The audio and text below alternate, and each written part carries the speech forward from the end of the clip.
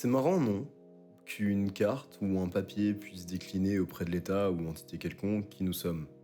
Année, nom, prénom, lieu de naissance, lieu de résidence, sexe. Ça ne vous paraît pas peu pour désigner ce que représente une personne? Car si l'on se base sur la définition de l'identité et caractère permanent et fondamental de quelqu'un, d'un groupe, qui fait sa singularité. Mais imaginons le cas où deux femmes, du même nom, prénom, nées le même jour, dans la même ville, qu'est-ce qui définirait leur singularité? Autre cas, si l'on prend un exemple d'espion de service secret utilisant l'identité civile d'une personne défunte pour passer inaperçu, qu'est-ce qu'il définit réellement? Et leur identité ne serait pas en fin de compte que mensonge. Prenons du recul et prenons une vision d'ensemble. Dans ce parc, on peut y voir beaucoup d'inconnus. On ne connaît sûrement rien d'eux, à part leur apparence, ce qui nous laisse tout un champ des possibles pour imaginer qui ils sont. Cette personne par exemple, peut-être qu'elle s'appelle Dominique Mallard, née en 1956, à Tressac-sur-Loire. Mais encore une fois, on se cantonne à ses attributs. On ne sait toujours pas quelle est la singularité de la personne, donc son identité. Oublions donc tout ça et trouvons les particularités potentielles d'une personne.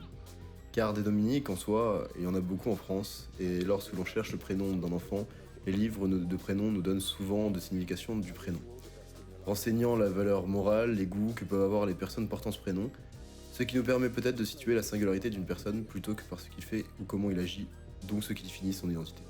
Cette personne par exemple, habillée de noir, tout en noir, portant un casque, se baigne au soleil, peut-être qu'elle aime bien se reposer autour du soleil. Le noir, symbole de sobriété, personne qui n'aime pas se montrer.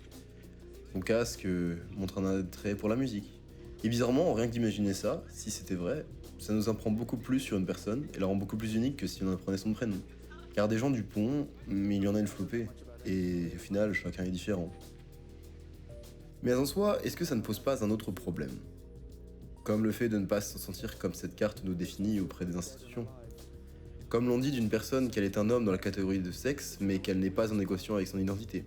Ce qui s'ensuit avec le prénom en général à connotation masculin qui ne convient pas forcément avec comment elle se définit. Alors cette carte d'identité ne serait-elle pas dans le mensonge et nous définirait-elle vraiment?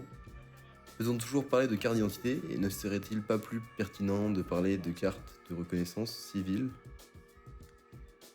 And although the head hurts, the heart knows the truth.